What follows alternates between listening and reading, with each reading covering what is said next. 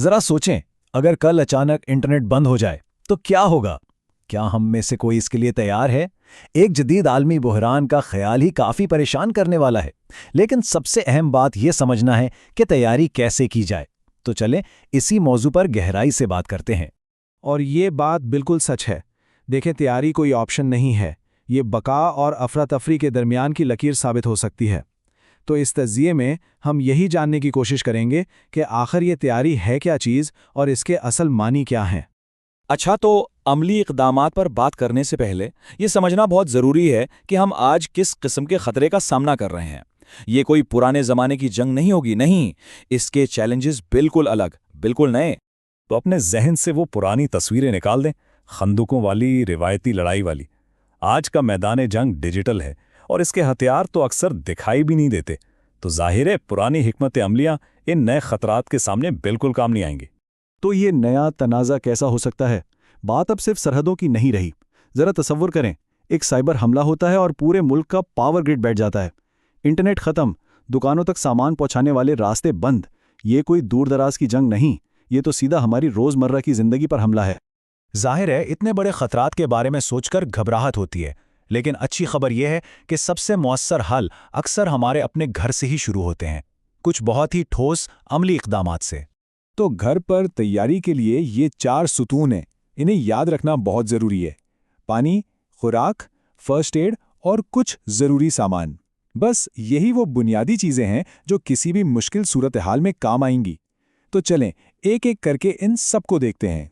سب سے پہلے بات کرتے ہیں خوراک کی۔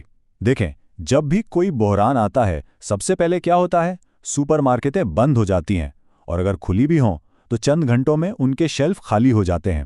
تو چاول، دالیں، ڈبے میں بند چیزیں، ایسی چیزوں کو جمع کرنا صرف ایک اچھا آئیڈیا نہیں ہے، یہ اصل میں ایک لائف لائن ہے جب ہر طرف سپلائی رک جائے۔ اچھا، خوراک کے علاوہ یہ چیزیں بھی اتنی ہی اہم ہیں۔ سوچیں اگر بجلی چلی جائے تو ٹارچ اور اضافی بیٹریاں تو لازمی ہیں۔ پھر اپنے ضروری کاغذات جیسے شناختی کارڈ اور پاسپورٹ، ان کی کاپیاں ایک واٹر پروف بیگ میں رکھ لیں۔ اور ہاں، ایک بیٹری سے چلنے والا ریڈیو، یہ آگے چل کر معلومات حاصل کرنے کا سب سے اہم ذریعہ بن سکتا ہے۔ ٹھیک ہے، تو مان لیتے ہیں کہ سامان جمع ہو گیا ہے، لیکن جب بحران آ ہی جائے تو کرنا کیا ہے؟ اب ہم اس بات سے آگے بڑھتے ہیں کہ کیا ہونا چاہیے اور اس پر توجہ دیتے ہیں کہ کیا کرنا چاہیے، یعنی محفوظ پناہ گاہ کیسے تلاش کی جائے اور قابل اعتماد معلومات تک کیسے پہنچا جائے۔ اکثر ایمرجنسی حالات میں سب سے محفوظ جگہ اپنا گھر ہی ہوتا ہے۔ اندر رہنا اور خطرناک علاقوں سے دور رہنا بچنے کے امکانات کو بہت زیادہ بڑھا دیتا ہے۔ بہتر ہے کہ پہلے سے ہی گھر میں سب سے محفوظ جگہ کی نشاندہی کر لی جائے، جیسے کہ کوئی تہخانہ یا بغیر کھڑکیوں والا کمرہ، اور اسے مزید محفوظ بنانے کا منصوبہ بھی سوچ لیا جائے۔ ایک طرف ہے گھبراہٹ جو افراتفری اور غلط فیصلوں کی وجہ بنتی ہے، دوسری طرف ہے تیاری جو سکون اور کنٹرول لاتی ہے۔ ان دونوں میں فرق کس چیز کا ہے؟ صرف ایک چیز کا، قابل اعتماد معلومات کا۔ کسی بھی بحران میں حقائق یعنی فیکٹس خوف کے خلاف سب سے بڑا ہتھیار ہوتے ہیں۔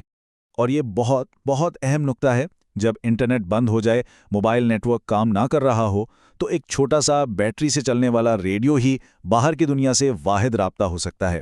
سرکاری اپڈیٹس اور جان بچانے والی ہدایات کے لیے یہ ایک لائف لائن کی طرح ہے۔ اب تک ہم نے جسمانی بقا کی بات کی، سامان، پناہ گاہ، لیکن ذہن کا کیا؟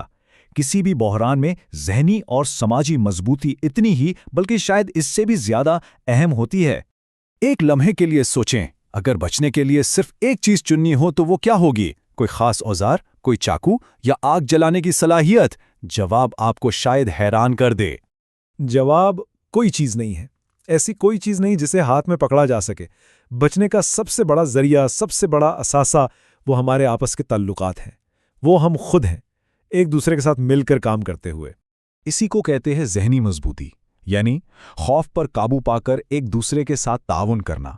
اور تاریخ ہمیں بار بار یہی سکھاتی ہے، جو کمیونٹیز ایک دوسرے کا ساتھ دیتی ہیں وہ نہ صرف مشکلات سے نکل آتی ہیں بلکہ اکیلے لوگوں کے مقابلے میں کہیں زیادہ تیزی سے دوبارہ اپنے پیروں پر کھڑی ہو جاتی ہیں۔